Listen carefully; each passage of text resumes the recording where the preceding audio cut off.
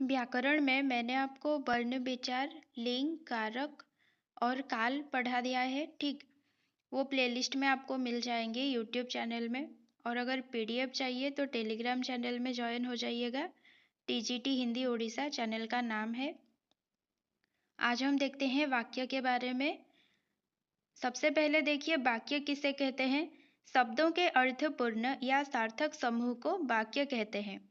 जब कुछ शब्दों का हम क्रमबद्ध रूप से रखेंगे, कुछ शब्दों को, उसका एक क्या है अर्थ निकलेगा, तो उसे क्या कहेंगे, वाक्य कहेंगे। शब्दों के अर्थपूर्ण या सार्थक समूह को वाक्य कहते हैं।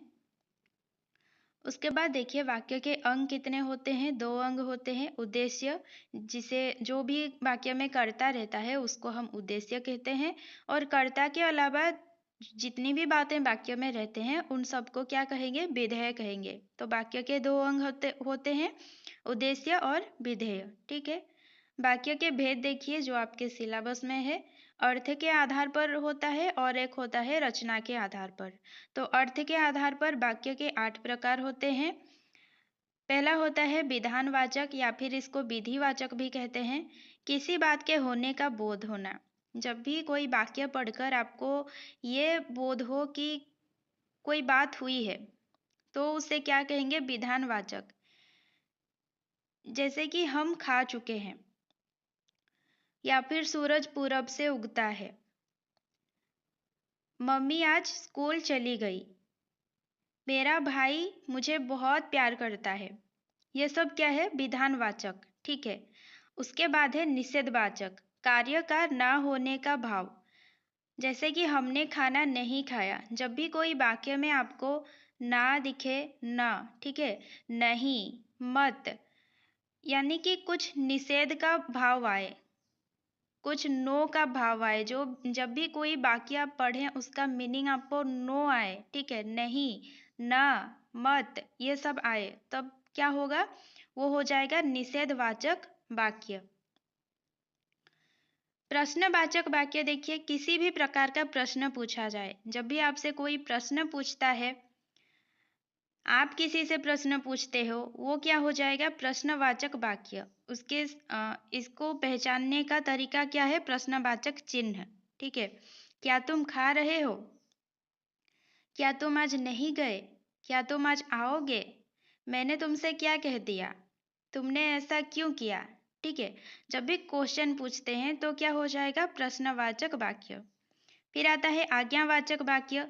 इसमें आदेश दे, चाहे कोई आज्ञा दे, चाहे कोई अनुरोध करे, ये सब किस में आएगा, आज्ञावाचक वाक्य में।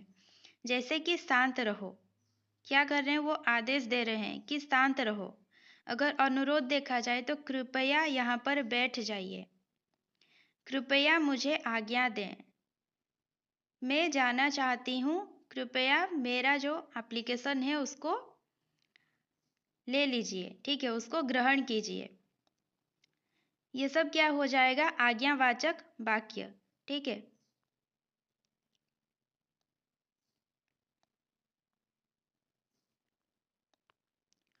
फिर आता है विस्मयादि बोधक, जिसमें आपको आश्चर्य हो। जो भी वाक्य पढ़कर या सुनकर अगर आपको आश्चर्य लगे, विस्मय लगे, तो क्या होगा, विस्मयादि बोधक वाक्य। जैसे कि आह कितना सुंदर बाग है, मतलब वो बाग को देखकर, बगीचा को देखकर वो आश्चर्य हो रहा है, ठीक है।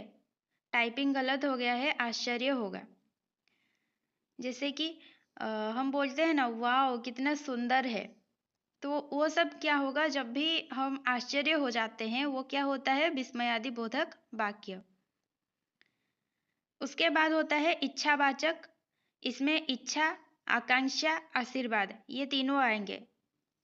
फॉर एग्जाम्पल, आरएचटी एग्जाम में आप उत्तीर्ण हो, यानी कि मेरी इच्छा क्या है कि आरएचटी एग्जाम में आप उत्तीर्ण हो, ये क्या हो जाएगा, इच्छावाचक वाक्य। अगर कुछ आकांक्षा है, जो इच्छा है वही आकांक्षा है, सेम है, ठीक है। आशीर्वाद, क्या है आशीर्वाद, तुम्हें लंबी उम्र मिले, तुम्हें मेरी उम्र लग जाए, ये सब क्या है, आशीर्वाद है। तुम दीर्घायु बनो, तुम्हारा दिन मंगलमय हो, ये सब क्या होगा, इच्छावाचक वाक्य, ठीक है। संकेतवाचक में क्या आता है? कोई संकेत या फिर इशारा दे रहा हो। मेरा घर उस तरफ है, मतलब मैं इशारा कर रही हूँ कि उस तरफ मैं इशारा कर रही हूँ। रामू उधर से आ रहा है, किधर से आ रहा है? उधर से, मतलब इशारा है कि उधर से आ रहा है। यह सब क्या होता है? संकेतवाचक वाक्य। फिर है संदेहवाचक, यानी कि संदेह हो या फिर शंका हो, डाउटफुल हो वाक्य। ठीक है, यहाँ पे भी क्वेश्चन मार्क रहता है, लेकिन ये क्या है?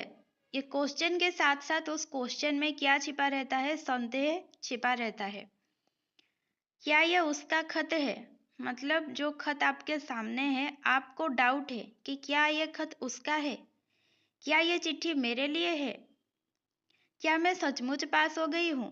ठीक है, ये सब क्या है? संदेहवाचक है। क्या आरएचटी के एग्जाम सच में दोबारा होगा? ये सब क्या है? संदेहवाचक वाक्य। फिर देखिए, रचना के आधार पर 3 प्रकार के वाक्य। पहला है सरल वाक्य, जिसमें एक उद्देश्य रहता है, यानी कि एक ही कर्ता रहता है और एक विधेय रहता है। उसका एक कर्ता रहता है और वो कर्ता एक ही काम करता है। ठीक है, मोहन पढ़ता है, मोहन यहाँ पर उद्देश्य है और वो क्या काम कर रहा है? पढ़ता है, बस एक ही काम कर रहा है। संयुक्त वाक्य में क्या होता है? 2 या 2 से अधिक सरल वाक्यों का मेल। ठीक है, जैसे कि मोहन पढ़ता है और रामू सोता है। मोहन लिखता है और रामू पढ़ता है। मोहन गाता है और रामू सुनता है। ठीक है, तो 2 सरल वाक्यों का जब मेल होता है उसे क्या कहेंगे? संयुक्त वाक्य। काम समाप्त करो और जाओ। संयुक्त वाक्य में देखिएगा कुछ चिन्ह होते हैं, जैसे कि और, पर, इसलिए, ऐसा लगा हो तो क्या हो जाएगा? संयुक्त वाक्य।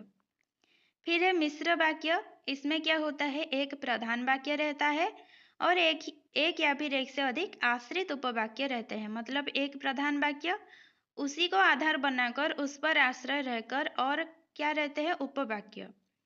और क्या होता है इसमें? मिश्र वाक्य में एक से अधिक समापिका क्रियाएं रहती हैं। ठीक है, जैसे कि संभावना है कि आज बारिश हो।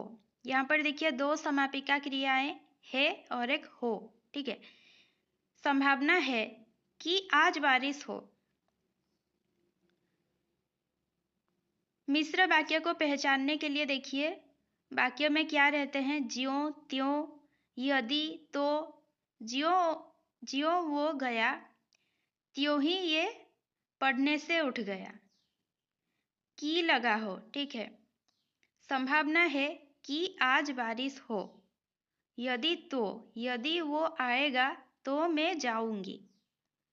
मतलब एक वाक्य पर दूसरा वाक्य जो है आश्रित है। ठीक है, यद्यपि, तथापि। यद्यपि उसे मैंने अपना नोट्स दिया, तथापि, तथापि क्या होगा? तथापि उसने नहीं पढ़ा। यद्यपि मैंने उसे अपना नोट्स दिया, तथापि उसने नहीं पढ़ा। तो ये होता है मिश्र वाक्य। ठीक, वाक्य में आपका इतना ही है। ये पीडीएफ अगर आपको चाहिए तो टेलीग्राम चैनल पर ज्वाइन हो जाइएगा और प्लेलिस्ट में जाकर व्याकरण के जो भी टॉपिक्स मैंने आपको पढ़ाया है वो सब आप देख सकते हैं। ठीक है।